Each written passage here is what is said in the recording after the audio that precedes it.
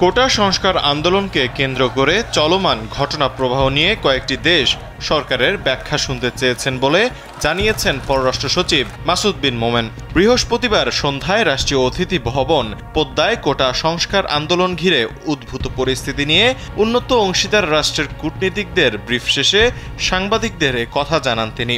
পররাষ্ট্র সচিব বলেন, সাম্প্রতিক ঘটনা নিয়ে দেশ এবং বিদেশে নানা গুজব ছড়াচ্ছে, সেগুলো স্পষ্ট করতে বিদেশি মিশনগুলোর সঙ্গে সম্পৃক্ততা অব্যাহত রাখবে সরকার।